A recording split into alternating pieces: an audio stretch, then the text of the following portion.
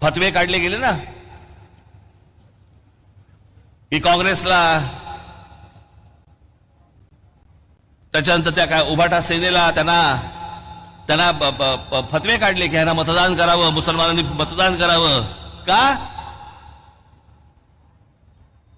कारण गेल्या 10 वर्षामध्ये वाह्यातपणा करायला डोकं वर काढायला मिळालं नाही. तळमळतात, आतून तडफडतायत की जर डोकं वर काढलं आणि चेचलं तर.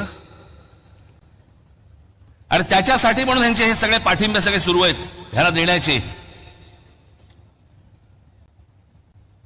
या देशाच्या सुरक्षेचा प्रश्न आहे. आज माझी श्रीकांत शिंदे, नरेश भस्के, मला तुम्हाला सगळ्यांना आणि महाराष्ट्रातल्या सगळ्या खासदारांना मला सांगणं आहे, हे फक्त मी तुमच्यासाठी आणलंय. कदाचित तुम्ही मागच्या माझ्या सभेच्या वेळेला विसरला असाल, म्हणून मी तुम्हाला परत सांगण्यासाठी, दाखवण्यासाठी म्हणून मी फक्त तुम्हाला आणलंय. हे मी तुम्हाला जे दाखवतोय हे फक्त एका मुंबऱ्यातलंय. मी महाराष्ट्राचं बोलतच नाही, ठाणे जिल्ह्याबद्दल बोलत नाही, महाराष्ट्र बोलत नाही की देश बोलत नाही, फक्त मुंबऱ्याबद्दल ही गोष्ट तुम्हाला सांगतोय. मुंब्रा परिसरात सिमी आतंकवादी संघटनेच्या 6 हस्तकांना अटक.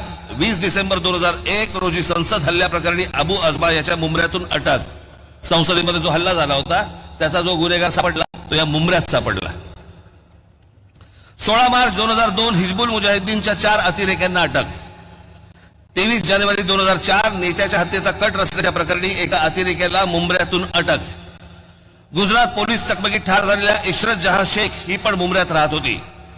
2016 मध्ये आयसिसच्या मुजबिर शेख हा मुंबऱ्यात अमृतनगर येथे राहत होता. 17 एप्रिल 2003 रोजी लष्कर ए तोयबाच्या 2 अतिरेक्यांना अटक. 16 मे 2003 मुलुंड बॉम्बस्फोट प्रकरणी मोहम्मद नमोउद्दीन या व्यावसायिकाला अटक. देशद्रोही कारवायांसाठी आत्ताच्या काळात झालेल्या अटका. सप्टेंबर 22 मध्ये मुंबऱ्यातून देशविघातक कारवायांसाठी 4 पॉप्युलर फ्रंटच्या कार्यकर्त्यांना अटक. 2017 मध्ये एटीएसने याच मुंबऱ्यातून 4 जणांना देशविघातक कारवायांसाठी अटक केली आहे.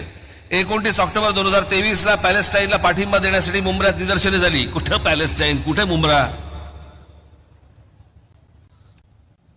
एप्रिल 2017 मध्ये मुंबऱ्यात शमशाद शेख नावाच्या आयसिसची संबंध असल्यावरून अटक झाली. त्यावेळेला सामनामधून अग्रलेखात मुंब्रा हे कसं दहशतवाद्यांचं स्थान बनत आहे यावर अग्रलेख पण दिला होता. आता नाही बोलणार. ऑगस्ट 2017 मध्ये मुंब्रा कौसातून एटीएसने मोठ्या प्रमाणावरती स्फोटकं हस्तगत केली, ज्यात 15 किलो अमोनियम नायट्राइट आणि 9 डिटोनेटर्स हे पण सापडले. ऑक्टोबर 2023 मध्ये मुंबऱ्यातून लष्कर ए तोयबा आणि ISI शी संबंध असल्याच्या आरोपावरून मुंबऱ्यातून काही तरुणांना अटक केली. टाटा इन्स्टिट्यूट ऑफ सोशल सायन्सेसच्या 2014चा एक अहवाल आहे, टाटा इन्स्टिट्यूट, ज्यात मुंबऱ्यातील वाढती गुन्हेगारी मुस्लिम गेटो करून कसे राहत आहेत यावर चिंता व्यक्त केली आहे. या अहवालातील मुद्दे ड्रग्ज आणि देशविघातक कारवायांमध्ये गुंतलेल्यांमध्ये इथे महिला, मुली यांचं रोजचं आयुष्य धोक्यात आहे. हे सगळं आपल्या आजूबाजूला चालू आहे. मी लांबची गोष्ट सांगत नाही तुम्हाला. आज माझ्या समोर इतक्या माता भगिनी समोर बसलेल्या आहेत. कोण तुमची रिक्षा चालवतंय, कोण तुमच्या गाड्या चालवतंय, कोणाबरोबर बसताय, कोण तुमच्या बाजूने चाललेला आहे, काही सुरक्षेचा विषयच नाही. आणि सगळ्या अशा परिस्थितीमध्ये जर समजा गेल्या 10 वर्षामध्ये एक गोष्ट जर समजा असेल की जर समजा त्यांना वाटत असेल की नाही आपण जास्ती डोक्यावर काढलं तर आपण चेचले जाऊ, हे चेचले जाऊ नये म्हणून आपण काँग्रेसला पाठिंबा दिला पाहिजे. हे काय प्रकारचं षडयंत्र सुरू आहे ना, ही गोष्ट पाहणं तितकीच महत्वाची आहे.